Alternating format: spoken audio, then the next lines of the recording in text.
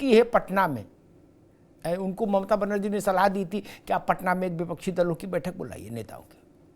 उसके लिए ये तय हुआ कि भाई पहले 13 तारीख का रिजल्ट देख लो कर्नाटक का, कर्नाटक से क्या संदेश आता है, उसके बाद बैठक बुलाएंगे। तो नीतीश जैसे लोग और बाकी विपक्षी दल, ममता बनर्जी जैसे लोग, सब लोग ये देखेंगे कि कांग्रेस कहां खड़ी है, क्या उसमें कुछ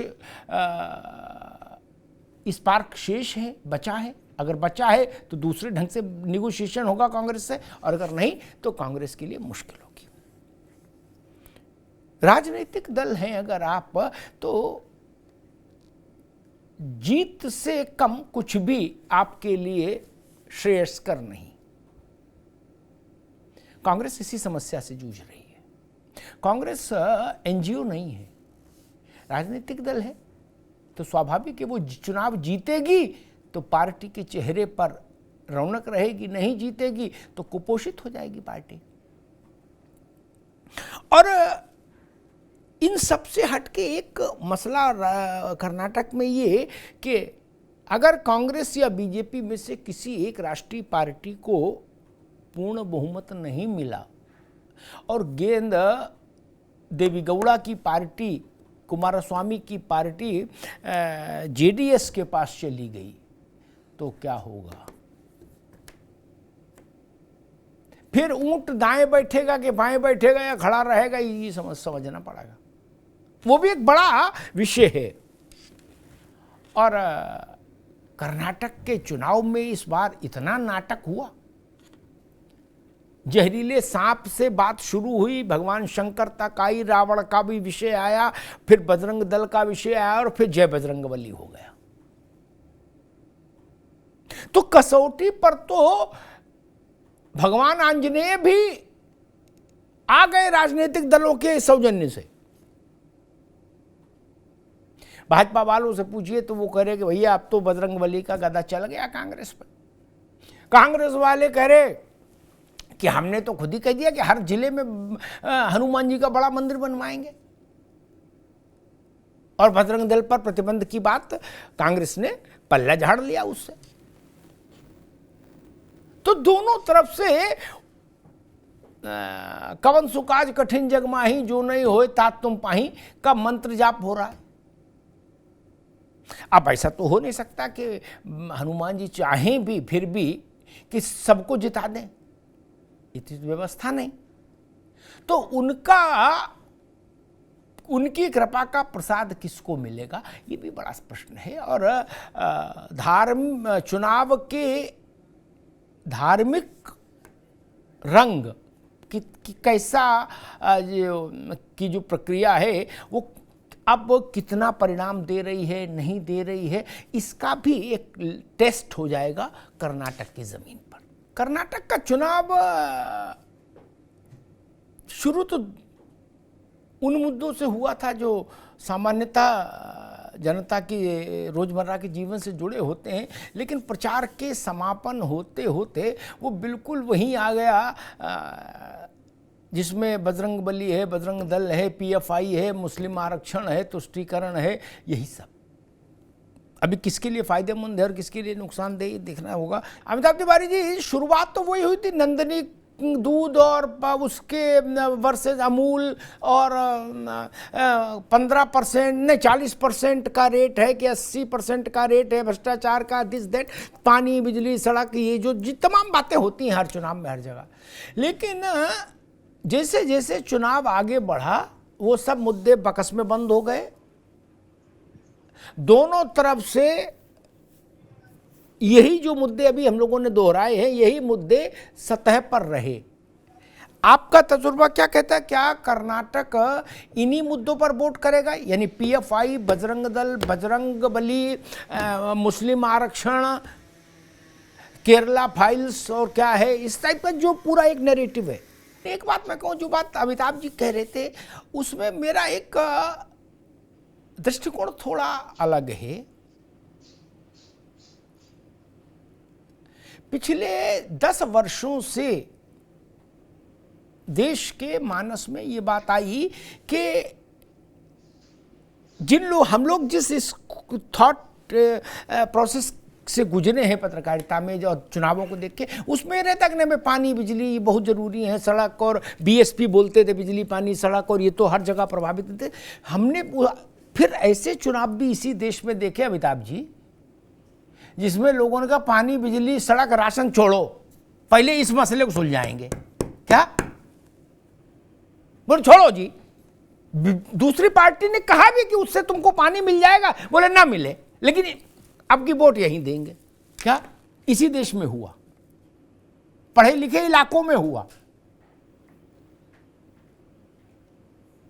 भाई दिल्ली में कम पढ़ा लिखा आदमी है नहीं, और दिल्ली से ज्यादा पानी बिजली और झाड़ू पोछा कहां होगा? कहीं नहीं। सारी सीटें बीजेपी जीती।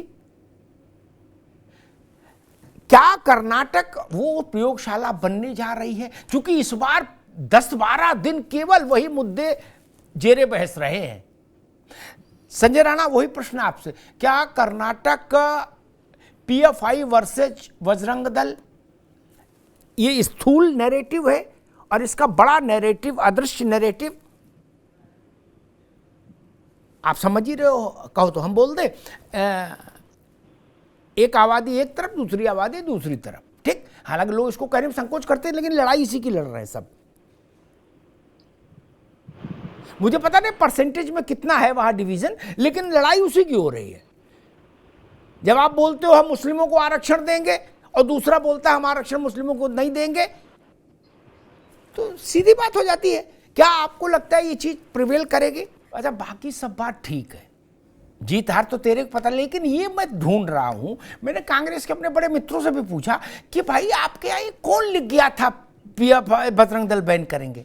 जिससे पूछो वो कहता हम पता ही नहीं भाई साहब, हम भी ढूंढ रहे हैं। कोई ओपी खुले में रख दिया था घोषणा पत्र का ड्राफ्ट कि आओ आओ आओ अपनी चाय जो इसमें छाप दो? नहीं। और अगर सम्मति से लिखा तो फिर बुद्धि पर तरस नहीं, नहीं तो उसको ढूंढ के तो दंडित करो जो इसमें ये डाल गया बवाल पीएफआई। आपको पता है ये राज्य का चुनाव है, बोमई आ जाए तो नहीं कर सकते बैन किसी को, सिद्धरामैया आ जाए, शिव कुमार आ जाए, वो नहीं कर सकते, ठीक। आज आप पीएफआई पे डबल बैन लगा दोगे, 2 ताले लगाओगे, एक तो लगा ही हुआ केंद्र का, आप क्या करोगे? बैन कहां लगाओगे? बोले नहीं, मेन दरवाजे पे केंद्र ने लगा दिया, हम खिड़की में लगाएंगे। ऐसा थोड़ी ना है, मकान थोड़ी ना है, संगठन तो बैंड है। ऐसी बेसिर पैर की बात अच्छा क्यों, मतलब मन की मौज में कर दिया आप लोगों ने? बोले अच्छा चलो करके देखते हैं, जैसे बच्चे होते ना, बोले बिजली की प्लग में हाथ दे के देखते हैं क्या होता है, ऐसे दे दिया। क्या चिंतन था? आप पहले सीन क्रिएट करते हो, उसके बाद कहते हो कि हम तो कह रहे मुद्दों बात करो। ये किसने झंझट फैलाया कि पीएफआई को बैन करेंगे? ये मूर्खतापूर्ण बात थी, ये गैर व्यवहारिक बात थी, ये कानून का उल्लंघन था। राज्य का चुनाव हो रहा, कोई किसी को बैन कर ही नहीं सकता, ये क्यों लिखा? अब लिखने के बाद जब उस पर प्रतिक्रिया आ गई तो करे हमारी तो प्रियंका जी कह रही हैं कि पानी बिजली पे आ जाओ, चुनौती दे रहे। तो ये नहीं पहले नहीं समझाया था ड्राफ्ट लिखने वालों को कि बवाल नहीं करना? जब आपके हाथ में ही नहीं वो चीज, रपट पड़े तो हरिगंगा नहीं चलेगा मित्र। आपने बौद्धिक स्तर का प्रदर्शन ही नहीं किया, और वो राज्य वो है जहां मल्लिकार्जुन खड़गे जाके। अभी कोई पढ़ा लिखा आदमी आपसे पूछे कि आप तो बैन कर ही नहीं सकते, दिल्ली में आप है नहीं, केंद्र के सरकार में आप है नहीं, राज्य से कुछ हासिल नहीं, तो आपने ये क्यों लिखा? तो क्या जवाब देंगे इसका आप? प्रियंका जी की फोटो दिखाएंगे? प्रश्न का उत्तर होता है तर्क के साथ। सतीश लखेड़ा जी, सब आ गए, शंकर जी आ गए, हनुमान जी आ गए, बजरंग बली का गदा आ गया, जय जय बजरंग बली हो गया और सब हो गया। आपने हनुमान चालीसा पढ़ी, फिर उसके बाद कांग्रेसियों ने हनुमान चालीसा पढ़ी, आपने कुछ कहा तो कांग्रेसी फिर अति उत्साह में आ गए, तो उनने कहा हम कर्नाटक के हर शहर में हनुमान जी का मंदिर बनाएंगे। क्या वो इतना आगे तक चले गए? इसका मतलब है कि पूरा मामला जय बजरंग बली हो गया। लखेड़ा जी, तो बजरंग बली को चुनाव में उतार दिया आप सब लोग मिलके, बोले भाई बजरंग बली वोट करो। ठीक है लखेड़ा जी, किसी ने बदला हो, लेकिन मेरी छोटी बुद्धि कहती है अमिताभ भाई अब मुद्दा बदल गया। अब मुद्दा बदल गया, किसी को अच्छा लगे न लगे, हैं?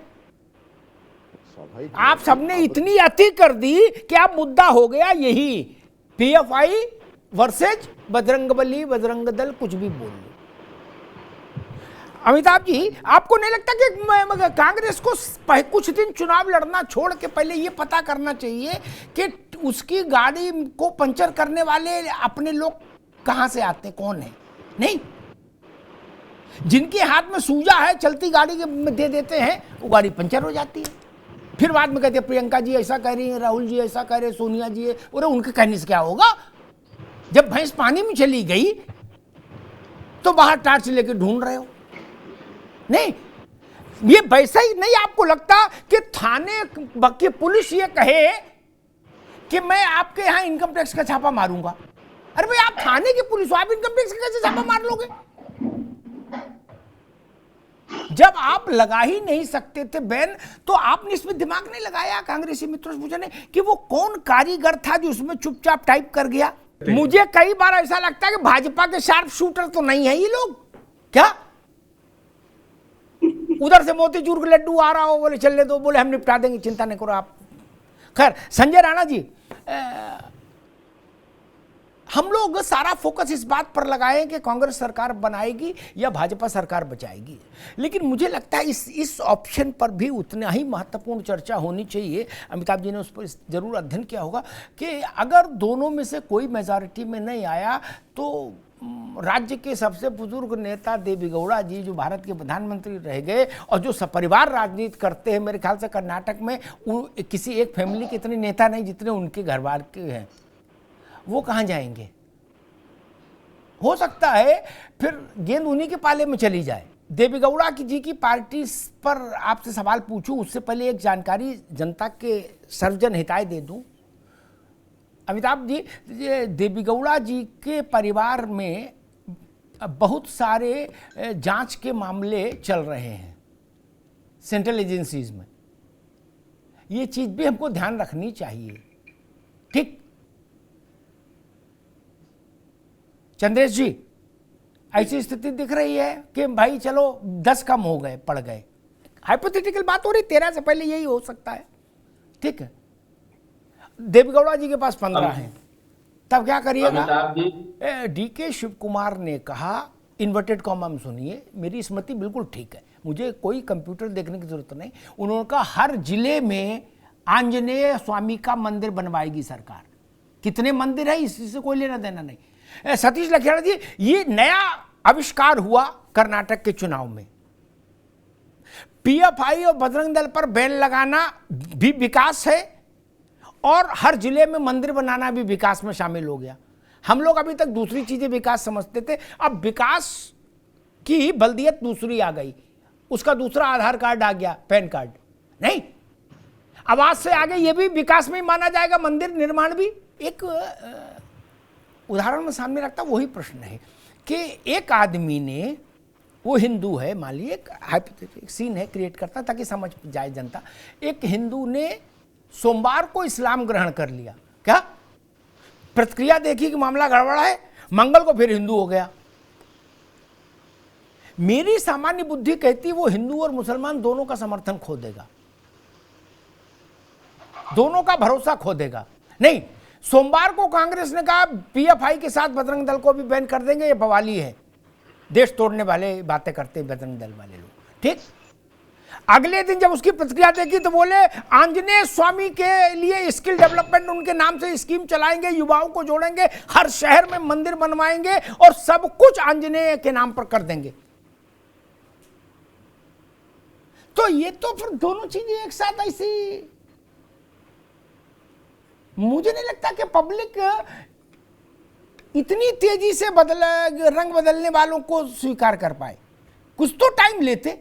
मोदी जी बहुत दूर की संभावनाओं को भी सहेज कर रखते हैं, ये उनका अपना कौशल है। एक उदाहरण देता हूं, क्या एक तस्वीर आई कि देवेगौड़ा जी उनके ऑफिस में मिलना चाहते थे, क्या प्रधानमंत्री बाहर से उनका हाथ पकड़ के ला रहे हैं, फिर हाथ पकड़ के छोड़ने जा रहे हैं, कुर्सी बैठाल रहे हैं, लोगों को आश्चर्य हुआ कि देवेगौड़ा जी में अब इतना इंटरेस्ट क्या।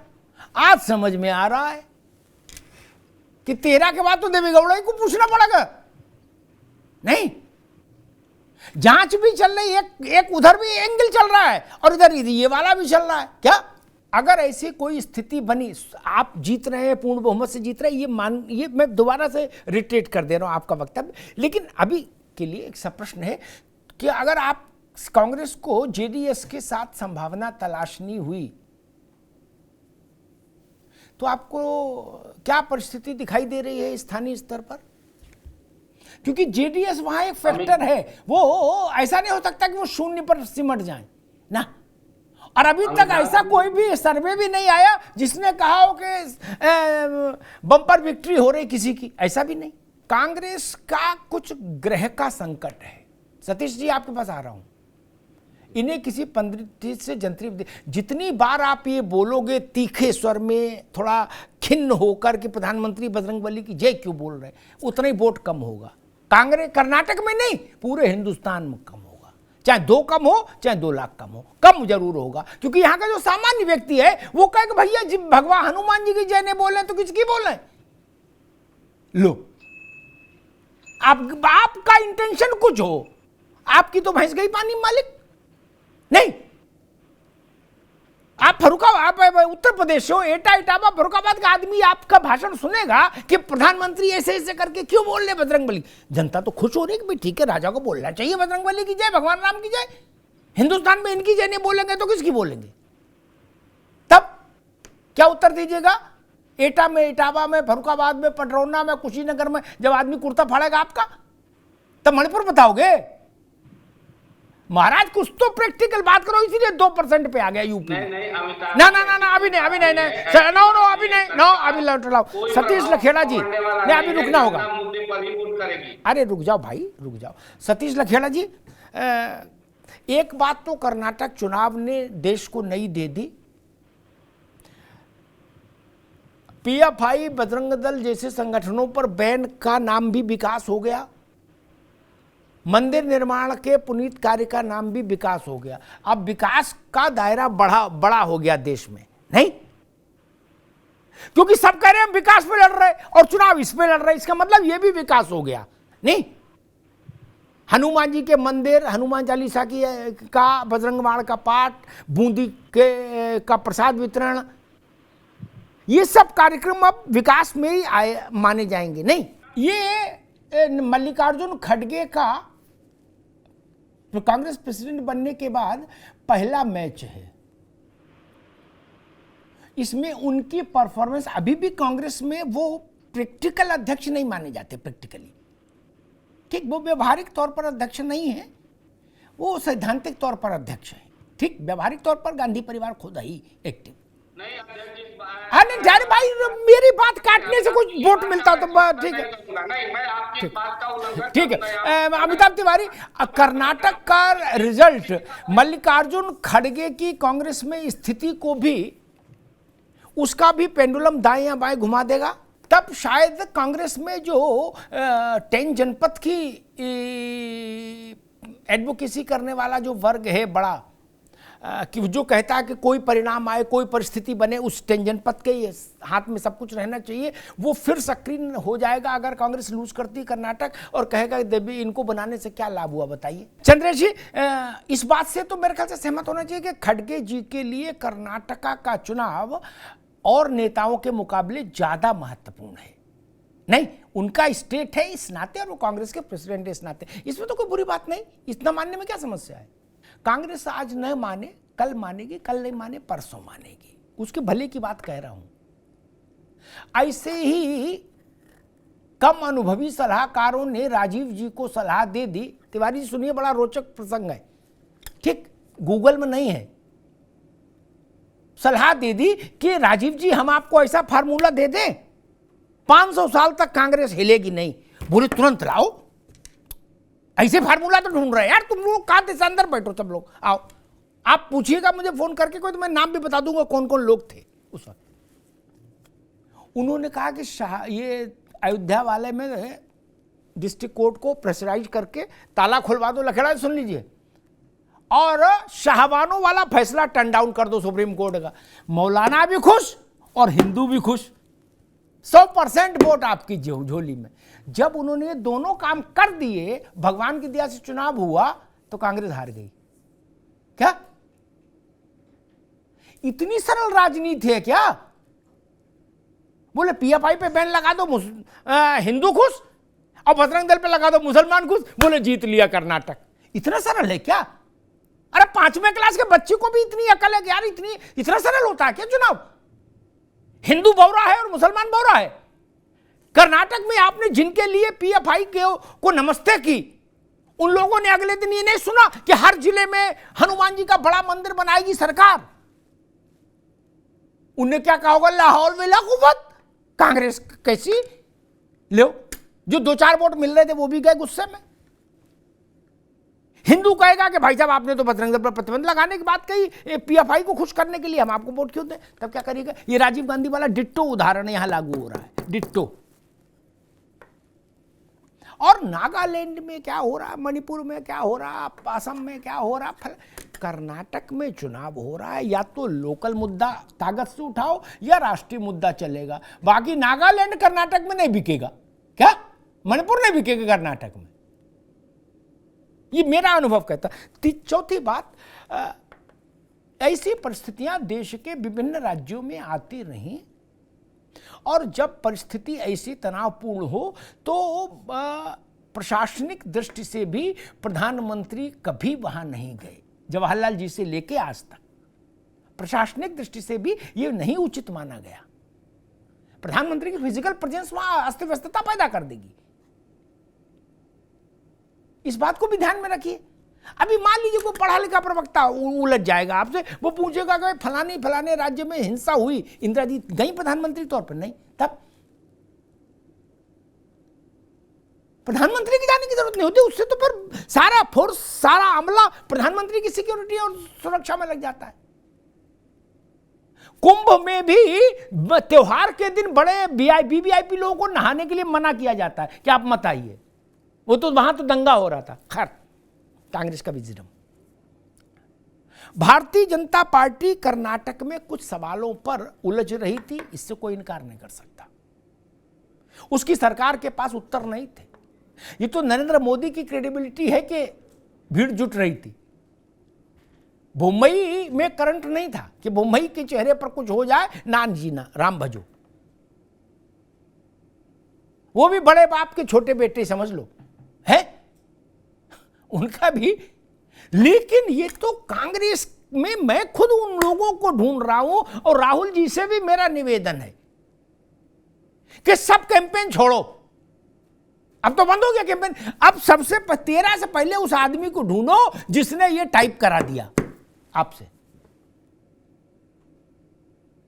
उसको दंडित करो भैया। नहीं फिर अगर मध्य प्रदेश में भी टाइप करा देंगे, राजस्थान में करा देंगे, कहां कहां समेटेगा। और चंद्रेश जी ने कहा कि नहीं, बाकी चुनाव, देश के चुनाव नहीं। राजस्थान में कांग्रेस हारेगी जीतेगी तो राहुल गांधी, यानी गांधी परिवार और अशोक गहलोत, ठीक। मध्य प्रदेश में कमलनाथ और गांधी परिवार, छत्तीसगढ़ में भूपेश बघेल और गांधी परिवार। खड़गे जी का वहां कोई दोष नहीं देगा, क्रेडिट भी नहीं देगा, ये भी जान लीजिए, दोष भी नहीं देगा, क्योंकि खड़गे जी के कैसे तो वहां वोट है नहीं। बात गलत नहीं कह रहा हूं, बिल्कुल पक्की कह रहा हूं। या तो भूपेश बघेल चेहरा है या गांधी परिवार है। ये तथ्य हैं, इनको देखना चाहिए। और एक बात जो इस पर अमिताभ जी ने एक बात कही थी, उस पर मुझे एक उदाहरण ध्यान आता है। मैं उसके मेरिट डिमेरिट में नहीं जाता, लेकिन देश बदलता है तो हमारे आप से पूछ के थोड़ी ना बदलता है कि पहले पूछे कि अमिताभ जी बदल जाए, नहीं। ये चंद्रेश जी बदल जाए, लखन जी नहीं। 6 दिसंबर 1992, चंद्रेश जी सुनिएगा, 6 दिसंबर 1992 को अयोध्या में ढांचा, विवादित ढांचा जो था वो ढहा दिया गया, सबको पता। सड़क पर बजरंग दल वालों ने मिठाई बांटी, नहीं बांटी, छोड़ दीजिए। क्या सामान्य बहुत विवेकशील ना है जो व्यक्ति वो खुश हो गया या दुखी हो गया, वो भी छोड़ दीजिए, हिंदू मुसलमान। मैं आपको आज ऐसी जानकारी दे रहा हूं जिस पर हमने और लालकृष्ण आडवाणी ने बैठ के चर्चा की थी। क्या कि अरे ऐसा हुआ। अमिताभ जी सुनिएगा, इससे आपको भी पता लगेगा कि देश कैसे बदलता है, और जब बदलता है तो किसी से पूछता नहीं। लाल बहादुर शास्त्री एकेडमी में दिवाली मनाई गई। Can you imagine? उससे बेहतर मेधा, प्रतिभा, योग्यता देश में कहीं नहीं ना। फिर तो सिविल सर्विसेज में सेलेक्ट हुए बच्चे ही तो बाहर ट्रेनिंग कर रहे थे। तब किसी के रोके से नहीं रुका, मनना था तो मन गया। वो बच्चे फिर वहां दूसरी जगहों पर, केंद्र में, राज्यों में अधिकारी भी हुए होंगे, नौकरी भी कर रहे होंगे। नहीं, इस सच्चाई को स्वीकार करना होगा। इस देश में सारी चीजें ठीक, आप भाजपा से कुश्ती करो, ठीक है, लोग आपके साथ हैं, कुछ भाजपा के साथ, कुछ आपके। लेकिन इस बात, मैं कांग्रेस से इस बात से वो हूं कि भाई पता नहीं उसको क्या उसके पास इसका लॉजिक है। आप इस बात को बार बार क्यों उठा रहे हो कि प्रधानमंत्री जय बजरंगबली क्यों बोल रहे हैं? ये भाजपा को वोट दिला रहा है आपका ये कथन, और आपके वोट काट रहा है। केवल कर्नाटक में नहीं, भगवान के आशीर्वाद से पूर्व, पश्चिम, उत्तर, दक्षिण चारों दिशाओं में कहीं चुनाव होगा, इसका असर पड़ेगा। जब सतीश लखेड़ा जाके पूछेंगे मध्य प्रदेश में कि बताओ जय बजरंगबली बोलने पर इनको नाराजगी है, तब क्या कहेगी जनता? ये तो विषय नहीं उठाना चाहिए था आपको कि प्रधानमंत्री जय बजरंगबली क्यों बोल रहे हैं। लेकिन आपके सारे काबिल नेता अटारी चढ़ के यही बोल रहे कि प्रधान मोदी जी ऐसे क्यों बोल रहे। अरे ये भारत है भैया, यहां नहीं बोलेंगे तो कहां बोलेंगे? तो कुछ कर्नाटक का जो सारा फैसला इस बात पर आकर टिकेगा कि क्या कर्नाटक का बहुसंख्यक वर्ग कांग्रेस के इस 24 घंटे में 360 डिग्री पर घूमने को एक ऐसी स्थिति में लेता है कि भाई कांग्रेस विश्वसनीय नहीं है, फिर ये किसी के साथ भी कुछ भी कर सकते हैं। भारतीय जनता पार्टी ने अपने आइडियोलॉजी पर टिकने की कीमत चुकाई है। चंद्रेश जी और तिवारी जी, राणा जी, जब इनकी आक्रामक आइडियोलॉजी के चलते इनको वोट नहीं मिलता था, तब भी ये उस पर टिके रहे। क्या? तो कंसिस्टेंसी है ना जनता में, दिख रहा है कि भाई हाँ भाई ये है। नहीं, जब लोग कहते थे तो मंदिर वाले हैं, इनको क्या लेना देना विकास से, तब भी ये मंदिर के लिए लगे रहे। और यहां तो इतनी तेज शिफ्टिंग है जैसे थर्मामीटर में पारा भागता है। शाम को घोषणा पत्र जारी किया, अगले दिन सुबह कह दिया कि मंदिर, हनुमान जी के मंदिर बनाएंगे। फिर उसके अगले दिन हो गया कि कांग्रेस ने फैसला किया हर मंदिर में हनुमान चालीसा पढ़ेगी। इतना तेजी से नहीं करना चाहिए। या तो बुखार चढ़े नहीं, और चढ़ जाए तो धीरे धीरे उतरे। एकदम बुखार उतर जाए 105 हो और फिर एकदम 98 हो जाए तो कई बार मरीज के लिए संकट हो जाता है। इसीलिए बड़े बूढ़े कहते धीरे धीरे पट्टी रखो दिमाग पर, ताकि धीरे धीरे बुखार उतरे। एकदम उतरने में समस्या। राजनीति में भी यही नियम लागू होता है। धन्यवाद।